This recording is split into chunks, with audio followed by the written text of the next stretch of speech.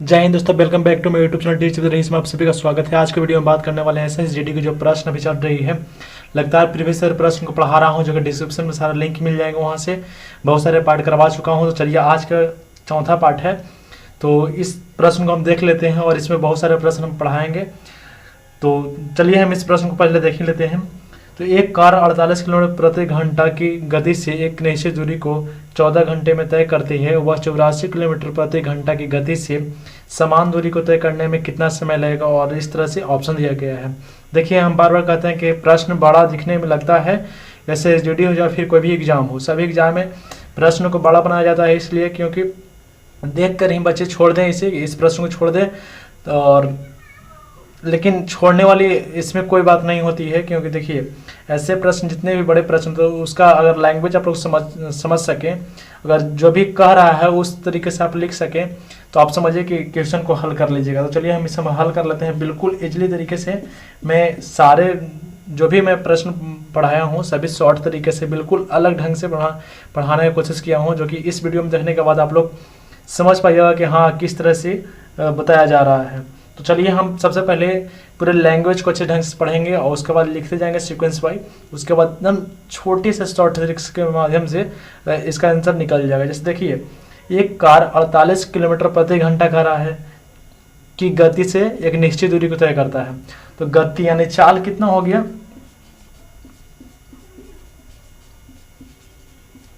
तो चाल बराबर हो गया 48 किलोमीटर प्रति घंटा।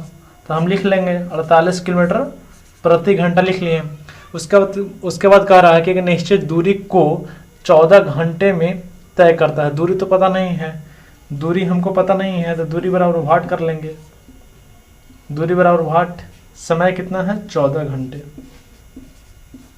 समय बराबर 14 घंटा, या फिर इसे एच भी लिख सकते हैं 14 घंटा।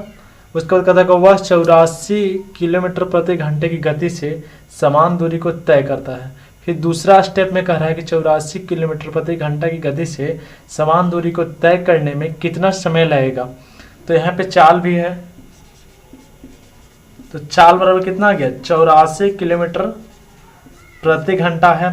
गति से दूरी को तय करने में, दूरी भी पता नहीं है इसमें, दूरी बराबर वाट, दूरी भी पता नहीं है। कितना समय लगेगी, समय भी पता नहीं है, समय भी पता नहीं है। यानी ये जो है दूसरा स्टेप है, ये हमको न दूरी पता है न ही समय पता है, लेकिन इसमें चाल पता है और समय पता है, तो दूरी निकाल लेंगे। तो दूरी बराबर होती है, दूरी बराबर चाल गुने समय, चाल गुने समय, चाल गुने समय होगा। चाल कितना है 48 किलोमीटर प्रति घंटा है और समय 14 घंटा है, तो 14 घंटा कर लेंगे। दोनों का अगर गुना करेंगे, दोनों का अगर गुना करते हैं तो गुना करने पर 672 किलोमीटर, 672 किलोमीटर प्रति घंटा आ जाएगा। इतना आ जाएगा 672 किलोमीटर आ जाएगा, किलोमीटर आ जाएगा, क्योंकि किलोमीटर में है, घंटा किलोमीटर प्रति घंटा भी होगा। तो इसके बाद अब इतना आ गया, दूरी आ गया, दूरी आ गया। तो यहाँ से तो पता चल गया कि दूरी 672 किलोमीटर है, 672 किलोमीटर यहाँ लिख लेंगे किलोमीटर। अब यहाँ समय निकालना है, तो समय बराबर लिख लेंगे, समय बराबर, समय बराबर यहाँ पर सूत्र होता है, समय बराबर दूरी बटा चाल, दूरी बटा चाल होता है। यहाँ पे समय बराबर दूरी बटा चाल हो जाएगा। नहीं दिख रहा है तो आप लोग समझिए कि समय बराबर दूरी बटा चाल होगा, यानी समय बराबर दूरी बटा चाल। तो दूरी कितना है 672 किलोमीटर है। यहाँ पर फिर से हम लिख देते हैं दूरी बटा क्या होता है चाल। तो दूरी कितना दिया गया है 672 दिया गया है, और बट्टा में चाल है, तो चाल कितना है, चाल दूसरा का 84 किलोमीटर है। इसे हम काट लेंगे तो क्या आ जाएगा, समय आ जाएगा। तो समय बराबर कितना हो जाएगा, अगर इसको काटते हैं तो काटने के बाद 8 घंटे, 8 बार में कट जाएगा, 84 8 672, तो 8 घंटा इसका क्या हो जाएगा, आंसर हो जाएगा। तो समय बराबर पूछ रहा है, तो समय बराबर 8 घंटे समय लगेंगे। तो चलिए इसका सही आंसर जो होगा ऑप्शन नंबर ए हो जाएगा। तो चलिए सेकंड नंबर क्वेश्चन को देख लेते हैं। देखिए दोस्त, इस तरह से आसान तरीके से आप बना सकते हैं। सेकंड नंबर के प्रश्न को हम देखेंगे, बिल्कुल उस प्रश्न को भी बिल्कुल शॉर्ट तरीके से बताने की कोशिश करेंगे। और इस तरह से आप लोग कंडीशन वाइज, सीक्वेंस वाइज अगर लिखते हैं, सारे पार्ट्स को समझते हैं स्टेप बाय स्टेप, तो बड़े से बड़े प्रश्न को भी सोल्व कर पाइएगा। तो चलिए हम नेक्स्ट क्वेश्चन को देख लेते हैं। बिल्कुल वो भी बहुत अच्छे प्रश्न होंगे, क्योंकि प्रीवियस ईयर सारे प्रश्न हैं तो अच्छे ही प्रश्न होंगे। तो चलिए देख ही लेते हैं। चलिए नेक्स्ट प्रश्न आपके सामने है, और इस तरह से प्रश्न ये भी SSGD में पूछा गया प्रश्न है, लेकिन ऐसा नहीं SSGD में ही पूछा जाएगा, MTS में पूछा जाएगा, ग्रुप डी में पूछा जाएगा। तो चलिए हम इस प्रश्न को देख लेते हैं। एक की भुजाओं, प्रश्न दिया गया है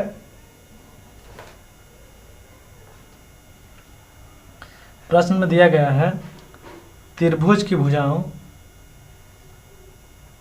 एक त्रिभुज की भुजाओं, एक त्रिभुज होगा यहाँ पे, सॉरी यहाँ पे त्रिभुज हो जाएगा। एक त्रिभुज की भुजाओं का अनुपात 4:3:2 है। यदि त्रिभुज का परिमाप 63 सेंटीमीटर है तो सबसे बड़ी भुजा की लंबाई क्या होगी। और इस तरह से 4 ऑप्शन दिया गया है। तो चलिए इसका हम हल कर लेते हैं। यहाँ पे त्रिभुज होगा, क्योंकि त्रिभुज का भुजाएं चाहे फिर वर्ग भुजाएं, किसी न किसी यहाँ पे ट्रायंगल होना चाहिए। तो यहाँ पे ट्रायंगल है यानी त्रिभुज है। तो एक त्रिभुज की भुजाएं अनुपात में दिया गया है 4:3:2, और त्रिभुज का परिमाप कितना है 63 सेंटीमीटर है।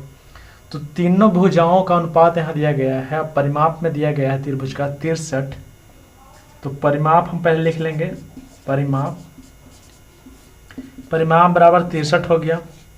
और यहाँ तीनों भुजाओं का अनुपात दिया गया है, तो तीनों भुजाओं का अनुपात हम ऐड कर लेंगे। तो 4 3 7 2 9। अब परिमाप में इसको डिवाइड कर लेंगे तो कितना आ जाएगा 7 आ जाएगा इसका परिमाप। देखिए यहाँ पे परिमाप रहे चाहे क्षेत्रफल रहे, क्वेश्चन के अनुसार अगर क्वेश्चन जैसा कह रहा है वैसा ही करना है। त्रिभुज का परिमाप 63 सेंटीमीटर दिया गया है, यहाँ अनुपात में दिया गया है, तो अनुपात को हम ऐड कर लेंगे सभी को, और जो परिमाप दिया गया है इसमें हम इसको डिवाइड कर लेंगे तो 7 परिमाप आ जाएगा।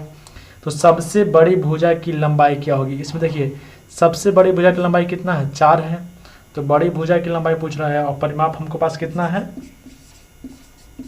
परिमाप हमको पास कितना आ गया 7 आ गया, और गुने 4 तो सोचो क्या 28 क्या आ जाएगा सेंटीमीटर। तो 28 सेंटीमीटर, इसका ऑप्शन नंबर डी हो जाएगा। तो बस इस तरह से इजी, एकदम बिल्कुल इजी प्रश्न था, और इससे आसान प्रश्न कुछ हो ही नहीं सकता है, क्योंकि इसमें लास्ट में कुछ कह नहीं रहा है, भुजा का मान निकालने कह रहा है। बड़ी भुजा का मान, तो बड़ी भुजा का मान 4 हो जाएगा। कुल टोटल हाँ प्रश्न के अनुसार कह रहा है 63, हम प्रश्न अनुसार 9 लाए हैं। 4 3 7 2 9 सभी तीनों भुजाओं को जोड़ के तो 7 आ गया परिमाप। फिर कह रहा है बड़ी भुजा, तो बड़ी भुजा में हम गुना कर देंगे, जितना आ जाएगा आंसर उतना आंसर हो जाएगा। तो चलिए हम नेक्स्ट क्वेश्चन को देख लेते हैं।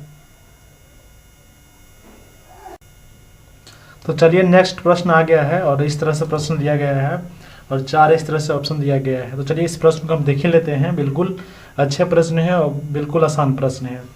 तो एक आयताकार बगीचे की लंबाई और चौड़ाई क्रमशः 12 सेंटीमीटर और 9 सेंटीमीटर है। आयताकार बगीचे का क्षेत्रफल क्या होगा।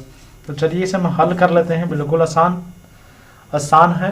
तो आयताकार बगीचा है, आयताकार क्या है बगीचा है, बगीचे हो गया।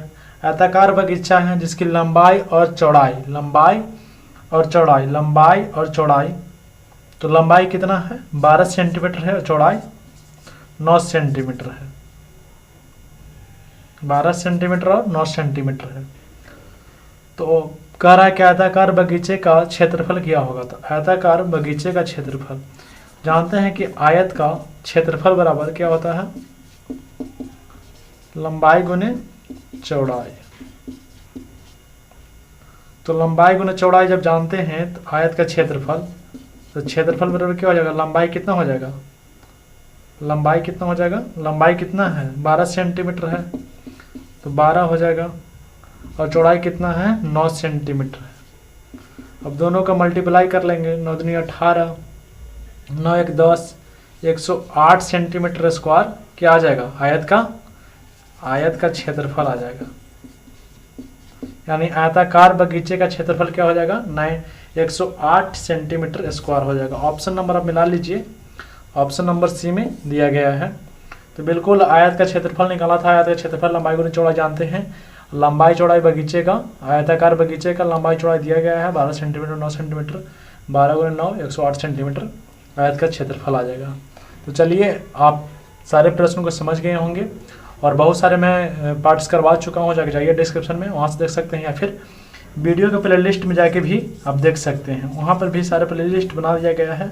आप लोग सारे वीडियो को वॉच कर लीजिए ताकि आपका एग्जाम अच्छे से निकल सके। ये प्रश्न सिर्फ SSGD नहीं, SSGD नहीं बल्कि ग्रुप डी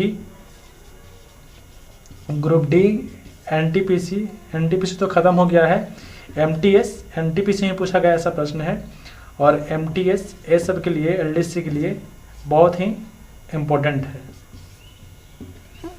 ऐसे प्रश्न पूछे जाते हैं क्योंकि सारे प्रीवियस ईयर प्रश्न है और SSC का लेवल ये प्रश्न है, तो SSC में ऐसे प्रश्न आते हैं। तो चलिए आज के लिए यहीं तक, वीडियो थोड़ा लॉन्ग बन गया है, और फिर मिलते हैं नेक्स्ट वीडियो में और अच्छे प्रश्न के साथ। तो आप लोग एक प्यारा सा कमेंट छोड़ दीजिए, अगर वीडियो पसंद आया तो वीडियो को जरूर शेयर कीजिएगा, साथ में सब्सक्राइब कर दीजिएगा, बेल आइकन जरूर ऑल कर दीजिएगा ताकि वीडियो नोटिफिकेशन सबसे पहले आप तक पहुँचे और आप सारे वीडियो को वॉच कर लीजिए। तो चलिए आज के लिए यहीं तक, फिर मिलते हैं नेक्स्ट वीडियो में। जय हिंद।